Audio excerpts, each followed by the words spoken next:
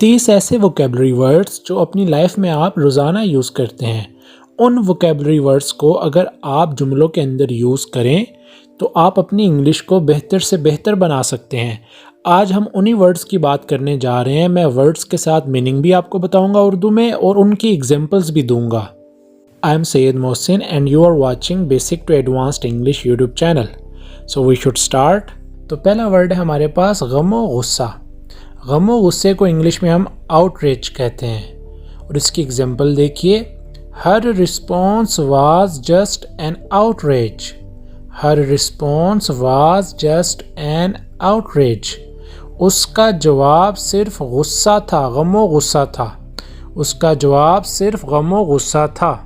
अब इस सेंटेंस में आप अगर जुमले में वाज की जगह इज लगा दे तो जुमला प्रेजेंट का हो जाएगा। Her response is just an outrage.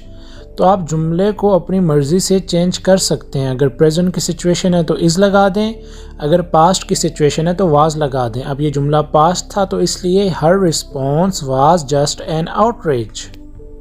Number 2 देखिए, हिचकिचाना, hesitate.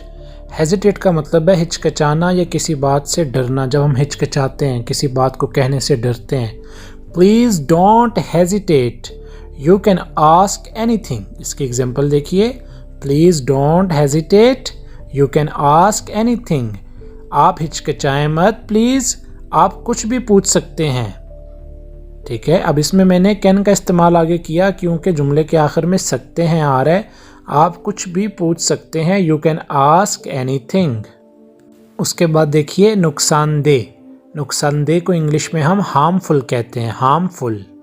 Don't smoke, it can be harmful for you. जब हम इसको जुमले में इस्तेमाल करेंगे तो don't smoke, it can be harmful for you. Cigarette मत पियो, ये तुम्हारे लिए नुकसानदेह हो सकता है। और ज़रूरी नहीं है कि यहाँ हम सिगरेट को मेंशन करें। डोंट स्मोक का मतलब यही है कि सिगरेट पीना। ठीक है, डोंट स्मोक, सिगरेट मत पियो। It can be harmful for you, ये तुम्हारे लिए नुकसानदेह हो सकता है। उसके बाद नेक्स्ट देखते हैं वॉमिट, उल्टी करना। वॉमिट का मतलब है उल्टी करना। इसकी एग्जांपल देखते हैं। He does not like vomiting in his car. उसको अपनी गाड़ी में उल्टी करना पसंद नहीं है। नेक्स्ट वर्ड बड़ा इंपॉर्टेंट है, जालिम। जालिम को हम क्रूल कहते हैं। क्रूल को जब हम जुमलों में इस्तेमाल करते हैं, जैसे मैंने एग्जांपल दी हुई है, His behavior was cruel with me. His behavior was cruel with me. उसका रवैया मेरे साथ जालिमाना था।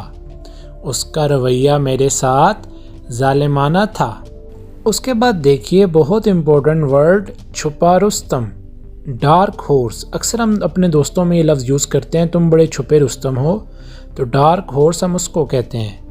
अब इसको जुमलों के अंदर हम कैसे यूज़ करेंगे, एग्जाम्पल देखिए। My friend was a dark horse in final exam. For example, आपका कोई दोस्त है, वो अगर पेपर करके आता है और कहता है मेरा अच्छा पेपर नहीं हुआ, लेकिन जब रिज़ल्ट आता है तो उसके नंबर सबसे ज़्यादा आते हैं। तो ऐसी सिचुएशन में हम ये जुमला बोलेंगे, My friend was a dark horse in final exam. मेरा दोस्त छुपा रुस्तम निकला फाइनल एग्ज़ाम में। उसके बाद देखते हैं मुतमईन करना। जब हम किसी को मुतमईन करने की बात करते हैं तो हम सेटिस्फाई का लफ्ज़ यूज़ करते हैं, सेटिस्फाई। ठीक है, इसको जब हम जुमले के अंदर यूज़ करेंगे, his response did not satisfy me. मतलब आपको किसी के जवाब से आपकी तसल्ली नहीं हुई तो हम कहते हैं his response did not satisfy me. उसके जवाब ने मुझे मुतमईन नहीं किया। उसके बाद देखिए दिलचस्पी, क्यूरियोसिटी। ये एक एडवांस्ड वर्ड है जो बहुत ज़्यादा हम यूज़ करते हैं। इसके स्पेलिंग भी आप देख लें, स्पेलिंग में भी लोग कंफ्यूज होते हैं इसके। क्यूरियोसिटी, दिलचस्पी। अब इसकी एग्जांपल देखिए। I could not help asking because of my curiosity. मैं अपनी दिलचस्पी की वजह से पूछे बगैर ना रह सका। अच्छा, इस जुमले में जो हेल्प आ रहा है ये आपका मदद वाला हेल्प नहीं है। इसका मतलब है पूछे बगैर ना रह सका। ठीक है, I could not help asking because of my curiosity. उसके बाद देखिए किस्त। अब ये किस्त कौन सी है, इंस्टॉलमेंट वाली। इंस्टॉलमेंट, जब हम अपनी लाइफ में कोई चीज़ बाय करते हैं किस्तों पे, ठीक है, तब हम इस लफ्ज़ का इस्तेमाल करते हैं इंस्टॉलमेंट। जब हम इसको जुमले के अंदर यूज़ करेंगे, I am buying a new car on installments, मैं नई गाड़ी ख़रीद रहा हूँ किस्तों पे। ठीक है, कि मैं इंस्टॉलमेंट पे ख़रीद रहा हूँ आ रहा था, इसलिए ये प्रेजेंट कॉन्टीन्यूस टेंस बन गया। नेक्स्ट वर्ड है दुश्मनी। दुश्मनी को इंग्लिश में कहते हैं राइवलरी। राइवलरी इसका मतलब होता है दुश्मनी। जब इसको हम जुमले के अंदर यूज़ करेंगे तो जुमला देखिए, Nowadays there is rivalry between best friends. Nowadays there is rivalry between best friends. आजकल दो दोस्तों के दरमियान में दुश्मनी है। ठीक है, दुश्मनी है तो दुश्मनी के लिए हमने क्या लगा दिया, राइवलरी। उसके बाद नेक्स्ट वर्ड है जनाजा। जनाजे को इंग्लिश में कहा जाता है फ्यूनरल। फ्यूनरल इसको जब हम जुमलों के अंदर यूज़ करेंगे तो कैसे करेंगे, due to being busy, busy होने की वजह से, I did not attend the funeral, मैंने जनाजा अटेंड नहीं किया। Due to being busy I did not attend the funeral. Past indefinite tense का मैंने आगे इस्तेमाल किया है, इसलिए डिड नॉट के साथ अटेंड की दोबारा फर्स्ट फॉर्म लग गई। नेक्स्ट वर्ड है हमारे पास मसरूफ़ होना, ऑक्यूपाइड। मसरूफ़ होना, ऑक्यूपाइड। अब ये ऑक्यूपाइड कब्ज़ा करने वाला नहीं है, उसके भी स्पेलिंग यही होते हैं, लेकिन यहाँ हम मसरूफ़ होने के लिए इस्तेमाल कर रहे हैं इसे। I am really sorry I was occupied somewhere, बहुत बहुत माफ़ी चाहता हूँ, मैं कहीं मसरूफ़ था, मैं कहीं मसरूफ़ था। उसके बाद नेक्स्ट वर्ड है हमारे पास कभी कभार। कभी कभार को एडवांस्ड इंग्लिश में हम सेल्डम कहते हैं। इसको जुमले के अंदर कैसे इस्तेमाल करेंगे, my city is seldom visited by tourist. My city is seldom visited by tourist मतलब मेरा शहर कभी कभार टूरिस्ट की तरफ से विज़िट किया जाता है। यहाँ एक्चुअली हमने प्रेजेंट इनडेफिनिट पैसिव टेंस लगाया, इसलिए हमने इसके साथ विजिटेड की थर्ड फॉर्म लगाई है। नेक्स्ट वर्ड देखिए जानलेवा। जानलेवा बीमारी को अक्सर हम कहते हैं फेटल।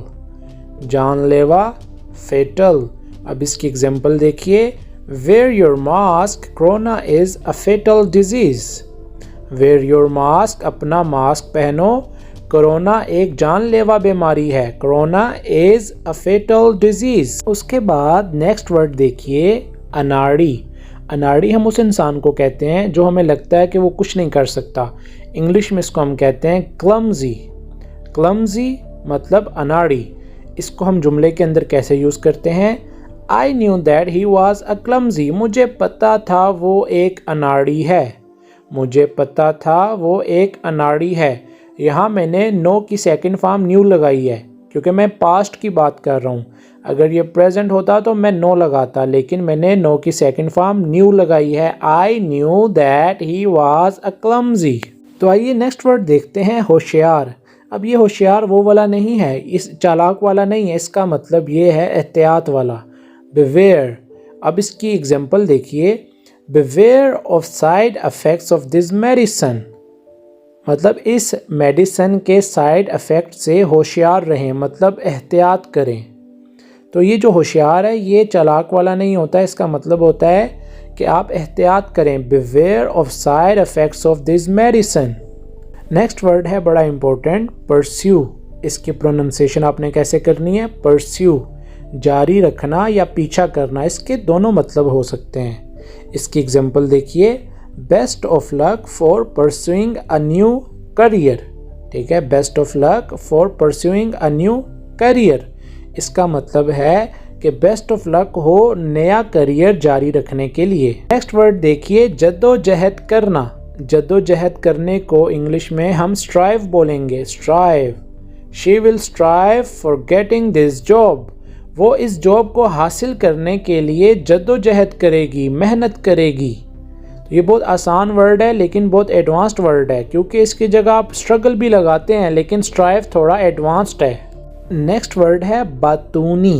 बातूनी हम उस इंसान को कहते हैं जो बहुत ज़्यादा बातें करता है, टॉकेटिव। इसको इंग्लिश में क्या बोलेंगे, टॉकेटिव। इसमें जो एल है उसको आपने साइलेंट रखना है, टॉकेटिव, इसका मतलब है बातूनी। अब हम जुमले के अंदर जब इसको यूज़ करेंगे तो कैसे करेंगे? You are not as talkative as your friend. तुम अपने दोस्त की तरह बातूने नहीं हो।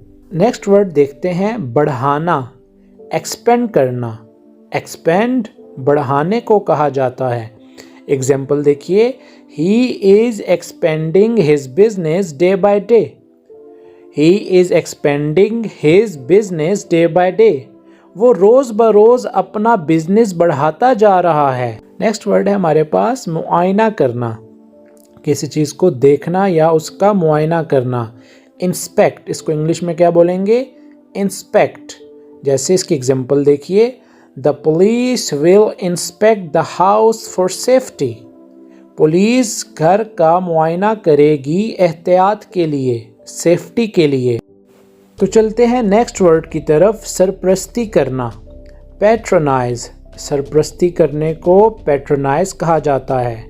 जैसे इसकी एग्जांपल देखिए, don't patronise him, he is not a child. मतलब तुम उसकी सरपरस्ती मत करो, उसका साथ मत दो, वो बच्चा नहीं है, वो बच्चा नहीं है।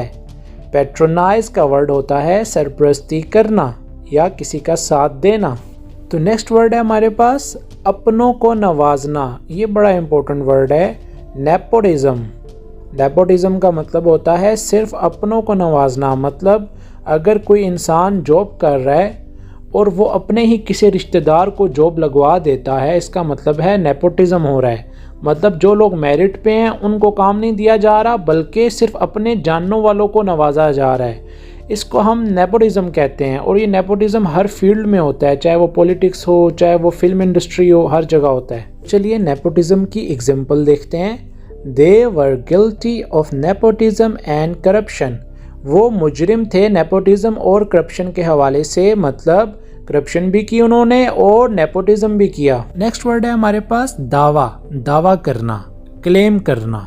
ये बड़ा इंपॉर्टेंट वर्ड है, ये अक्सर यूज़ होता है। इसकी आप एग्जांपल देखिए, they renounced their claim to the property. उन्होंने अपनी प्रॉपर्टी का दावा करना छोड़ दिया। यहाँ जो रिनाउंस्ड का वर्ड यूज़ हो रहा है, इसका मतलब होता है तर्क कर देना या छोड़ देना। उन्होंने अपनी प्रॉपर्टी का दावा करना छोड़ दिया। नेक्स्ट वर्ड देखते हैं, वाज़े करना, क्लैरिफाई करना। मतलब किसी चीज़ को क्लियर करना या वाज़े करना। इसकी इंग्लिश देखिए एग्जाम्पल में, you should clarify that what's going on here. तुम्हें वाज़े करना चाहिए, तुम्हें जो है बयान करना चाहिए कि यहाँ क्या हो रहा है। You should clarify that what's going on here. Next word बड़ा इंपॉर्टेंट है, रिटेलिएट। रिटेलिएट, बदला लेना। ये वर्ड आपने अक्सर न्यूज़ वगैरह में भी सुना होगा। रिटेलिएट, बदला लेना या जवाबी कार्रवाई करना। अगर इसको हम अपनी आम लाइफ में यूज़ करें तो ऐसे करेंगे, if you hit me I will retaliate. अगर तुम मुझ पे हाथ उठाओगे या मारोगे तो मैं भी बदला लूँगा, आई विल रिटेलिएट। अगर तुम मुझे मारोगे मैं भी बदला लूँगा, आई विल रिटेलिएट। उसके बाद नेक्स्ट है फ़ायदे। फ़ायदे को हम इंग्लिश में कहते हैं बेनिफिट्स। फ़ायदे, बेनिफिट्स। अब इसका अगर हम एग्जाम्पल में इस्तेमाल करेंगे तो कैसे करेंगे, there are many benefits of new technology.